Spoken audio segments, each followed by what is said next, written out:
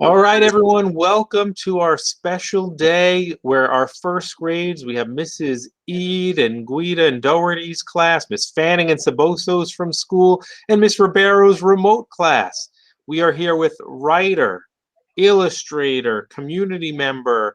He's a parent, he's a grandparent, he's a great grandparent, and much more. Jerry Pinkney. Let's give him a nice wave. Hey, Mr. Pinkney. Good They are morning. all you. You. Well, welcome to Jerry Pinkney's studio. How about that? I was 13 years old the first time I actually went to visit an artist in his studio. His name was Mr. John Liney. I was 13 years old. You guys will have an opportunity to visit with me this day. And it won't be in person, but it'll be close enough, right? You'll get a sense of how I go about making my pictures. Because that's what morning is going to be about. I'm going to share with you a little bit about process and about the books that I've illustrated. And one of my all-time favorite books, I'm going to start by sharing a reading of a poem, and the poem is by a author. You guys you're starting to write now, right?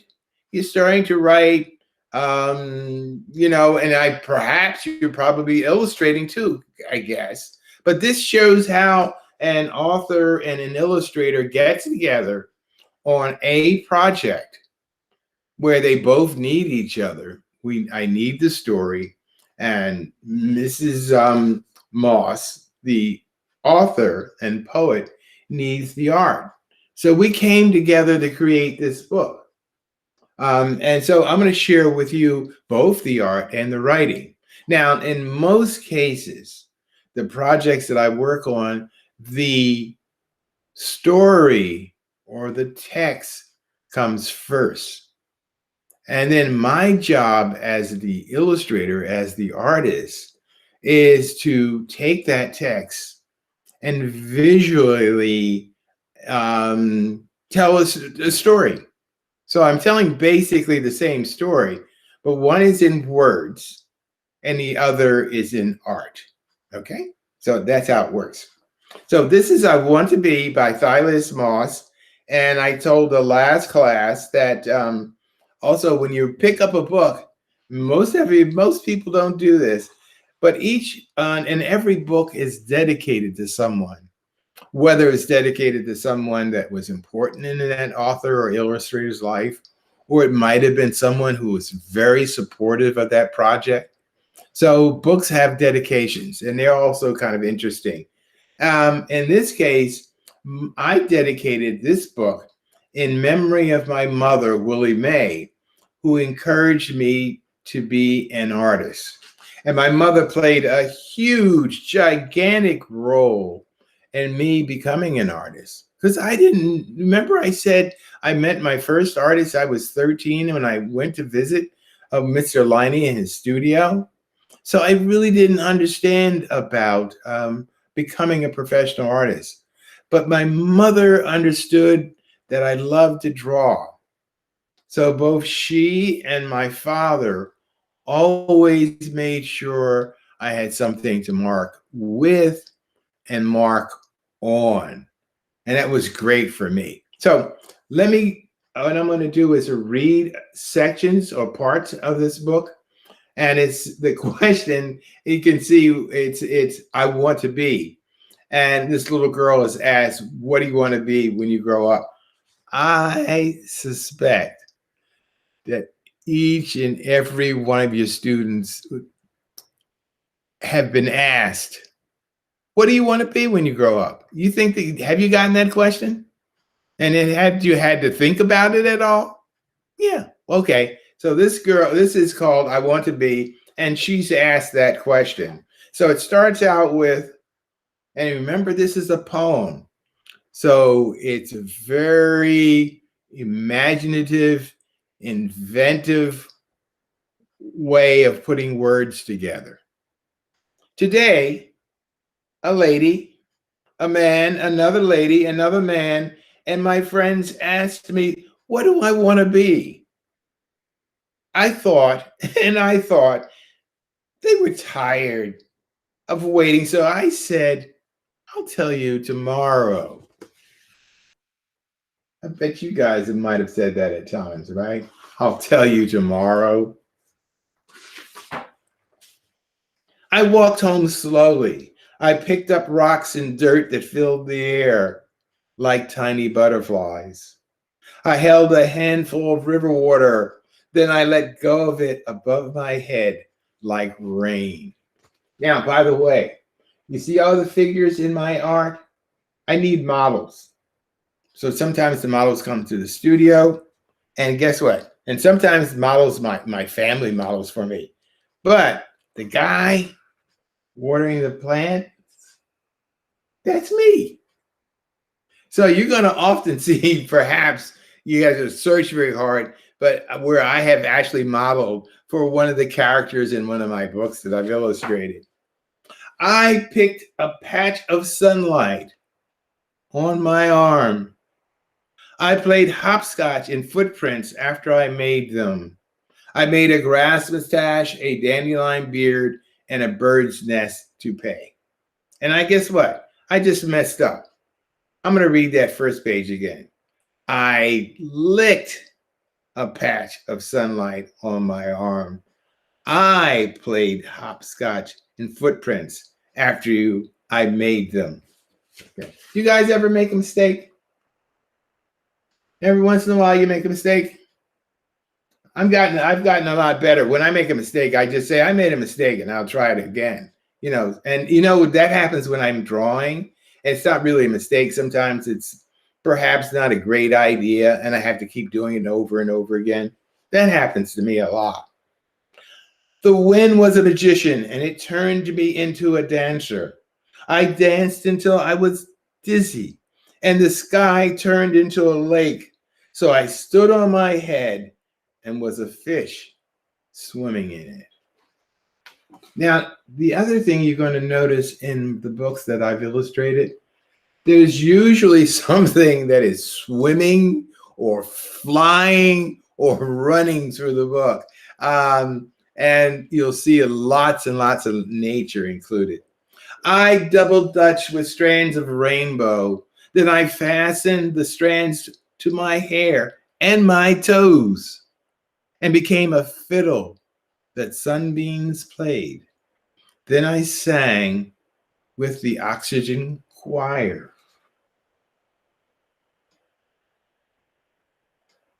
Now, I'm going to go to some of my favorite parts.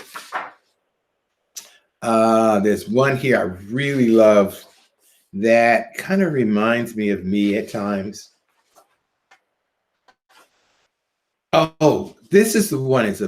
Now listen to this. I want to be green, but not so green that I can't also be purple. I want to be tall, but not so tall that nothing is above me. Up must still be somewhere with clouds and sky. But I love that line. I want to be green, but not so green that I can't also be purple. So what is she saying? She's saying she wants to be a lot of different things. She wants to be curious about things. She doesn't want to be just one thing, right? I bet you guys probably all thought, well, I want to be this. And then you change your mind, right? You say, I want to do that. I want to do this. Then you change your mind. I want to be green, but not so green that I can't also be purple. That's what she's saying. I want to be a lot of different things. And so I'm going to go, I have so many favorites here. Sometimes I want to be invisible, but not gone. Do you guys ever feel like that? Sometimes I feel like that now as an adult. Sometimes I want to be invisible. Sometimes I go into large crowds of people that I don't know, and I kind of want to be sort of invisible. Okay. All right. So there's so many I like here, but I'm going to go to the end. All right. That's what I love too. I want to be all the people I know. Then I want to know more people so I can be them too. Then they can all be me. I want to be a new kind of earthquake, rocking the world as if it's a baby in a cradle. So when I made a decision to draw this picture, I wanted the girl to be in the center, and I wanted her to be surrounded by all different kinds of people. That was important to me. That's important to this book, by the way. I want to be eyes looking everywhere. I want to be ears hearing everything. I want to be hands touching everything. I want to be mouth tasting everything. I want to be heart feeling everything. I want to be life doing everything. That's all. So this is one of my favorite books. So I'm going to take you around my studio, right? And I want you to think about that poem in as much as I'm going to share with you things that I'm interested in, things that I've collected. I like music. I like all kinds of things. And so I'm going to share that with you. And I'm going to first start with something that I love really a lot. And it takes a lot of care, but it feels very good. I love plants. So you're going to see in my studio lots and lots of plants. So, and I love taking care of them. And then you're going to see, remember I told you about I have lots of interests and lots of things I like doing. This is a library of artists that I like. And I want to know more about them. Remember in that poem, I just want to know more about them. So I get books on different artists. And so this is where I work. This is my studio, my space. I have it filled with things I like. By the way, that's a portrait of my great-granddaughter. Now, I have I have a bunch of workstations, and each of them serves a certain purpose. That's my drawing desk or painting desk. And there I'm working out some ideas. And I'm not sure, again, how they're going to turn out. So I do those drawings very quickly. These are the tools that I work with. My drawings and paintings are watercolor. And this is a palette. I use tube watercolors. And I squirt them out. And then I sort of activate the color. But you guys have all worked in watercolor. You stick, I have a water jar, and I use water. And I sort of bring the color back to life, and I paint with watercolor. So all these different tools, lots and lots of tools. I never know exactly what I want to use. And so I have two drawing tables. One I paint, the other I do mainly in drawings. And I was sharing with the other students, this is another desk where I do drawings. And there's a drawing on from the little mermaid on my new book. And more tools, have lots of tools. And of course, lots of plants and my records that I like, CDs that I listen to music. Most of the time, I listen to music. And this is a piece that I did, which is a poster on Puerto Rican Day. And remember I talk about my studio friends? I'll introduce you to my number one studio friend. And his name is Caddy. Say hello, Caddy. Okay, so I have two cats. One is Caddy and the other is Precious. And that was Caddy. This is a big guy. He's over 22 pounds for a cat. This is another writing table. And you'll see all kinds of books. I love books. And I use those. Some books I use for reference. and some books I use for research. That's all nature. So, you know, if you say to me, Mr. Pinkney, draw us something, whatever you want, name, I would be able to find it in one of these books. So I keep lots and lots and lots and lots of books around because I never know what might come to mind where I want to draw it. So here's a project I've been working on for a while now, and it's a memoir, and that's the story of how I became an artist. And all these books I've used in one way or another as a reference source. And so that's one project. And this is actually a second project. I'm trying to keep very organized, and those are my books. And what I didn't share with the other classes, I think one class, and I keep meaning to bring it up first so I don't forget, and that is, this is a drawing I'm working on, and it's the school mascot. It's a bald eagle. But I wanted to, remember I told you about that pastel drawing in the very, very beginning where Mr. Cohen was sharing with you some of my images? The drawing of the pheasant, here he is. So I borrowed this from a friend, and I keep it in the studio, and I've done drawings, lots and lots of drawings of them. But today we're going to focus on more on the, oh, great, there he is. And by the way, the flowers in the background, those are all the plants in my studio, and there's shells and seashells and stuff. I just took the things that were around me and I created a piece of art. So I'm going to been working on this for, this is my 6th session of this eagle, which is, again, your school mascot. And the idea is I work a little bit on it, and you get a sense of how I go about doing my drawings. This is not watercolor. This is pastels, which is a chalk.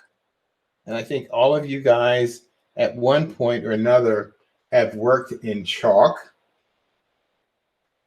So, and what I love about the chalk that you can't do as much in watercolor is you can actually blend with your fingers. So sometimes what I'll do is I'll work with like an apron on so that, because it can get messy at times. But I love that. And you can create kinds of textures and things like that.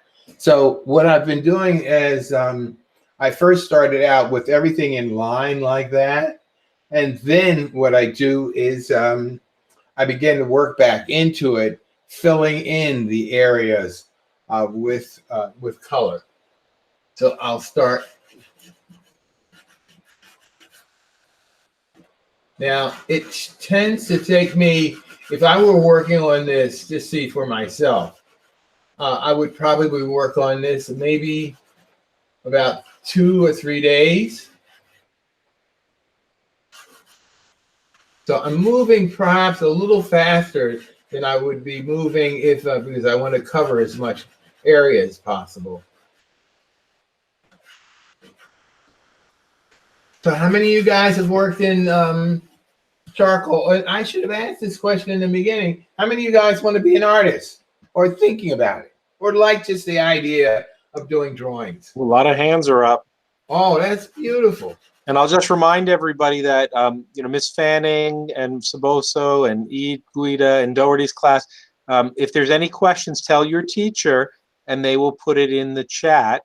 And again, for Miss Ribeiro's class, just use the chat. In a little bit, I'll turn the record off and then you can unmute. But for now, everyone stay muted, please.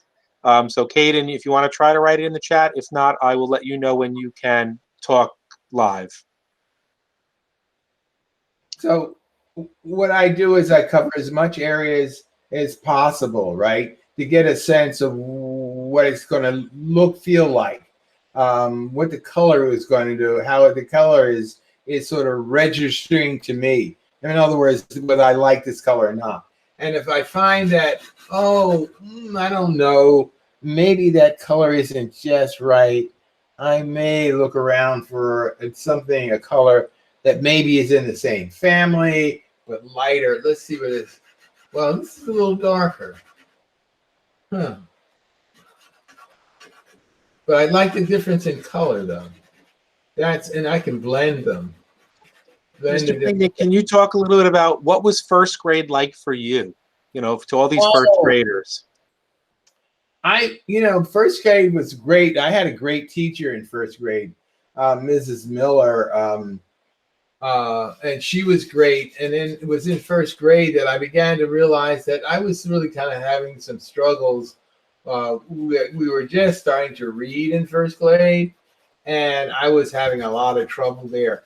And so first grade was a kind of an anxious time for me. There was a lot going on, and I was having a hard time, and it was a hard time. It was kind of difficult for a while until teachers began to understand that I was having a harder time learning than the other students, but they realized I really wanted to contribute. And that was great when the teachers began to understand a little bit more about me. It was really a wonderful, wonderful experience. But there were times when in the beginning, that it was kind of hard for me. I had to adjust, and that my teachers also had to adjust, that I learned differently. Mrs. Eads' class is noticing your hands. Can you talk about how you use your hands to blend colors? Well, yeah, I mean, I use there are different ways you can blend. There are, let's see if I can find one. There are sticks that you can use as well. Oh, here's one. So there's different kind of tools. Remember I shared with you all the different tools, and I never know exactly when I'm going to be, feel that the need to use one. So I like my hands. I just like the feel of the chalk in my hands, and it seemed that like I seem to almost have more control with my fingers. But if there are times when this is a blending stick or tool, and you can go in and blend that way, and you can get those in these sticks in different sizes. But I like this. I guess it's softer in a sense, and I can seem to direct it a little better. Now there are times when this tool, let's see if I can show you something. See this, with this tool, I can make them look a little bit more like feathers. I don't know if you can see that.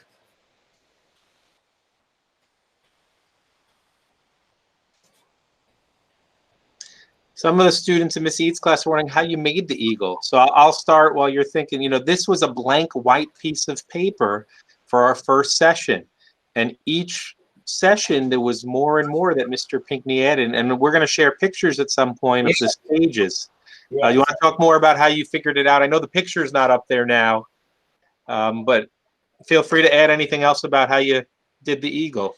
Well, I usually work with different, like I have this picture. This is the picture. I like that pose, the eagle in flight, and I like the way the wings, were on this.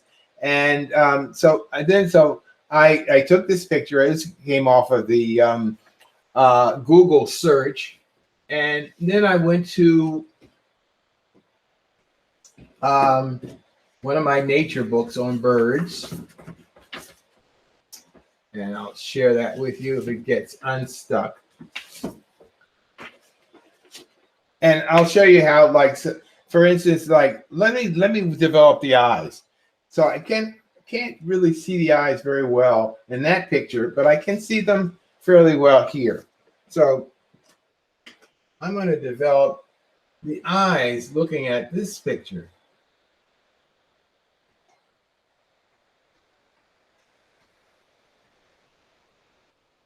And I'll probably use another source too when I want to get more of a sense of what the feathers look like. I will probably use another photograph that gives me a little bit more detailing. Yeah, we use mentor texts in reading and writing, and it looks like it's very true for art as well. Yeah. Mrs. Fanning's class is wondering, where do you buy all the materials you use? I sometimes I do the mail order, or there is a great art supply store called Thompson's in White Plains, and sometimes I get in the car and I drive to White Plains and buy my work, my art supplies there. It's also Michael's too, by the way. Okay, good.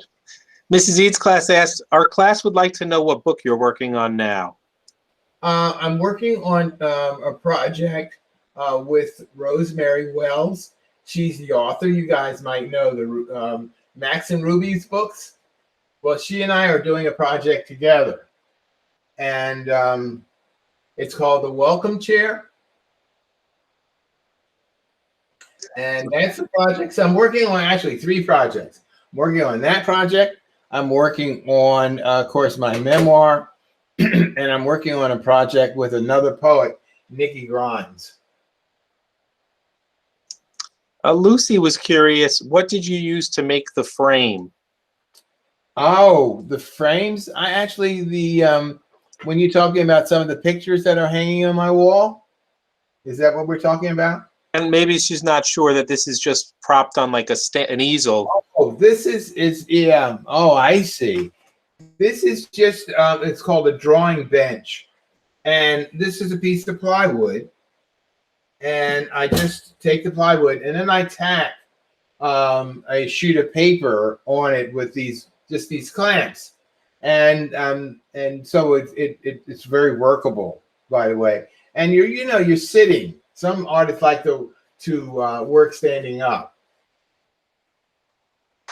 These are great questions. What I'm going to do now is I'm going to stop recording it, and then this might help. So give me 1 second. Stop recording.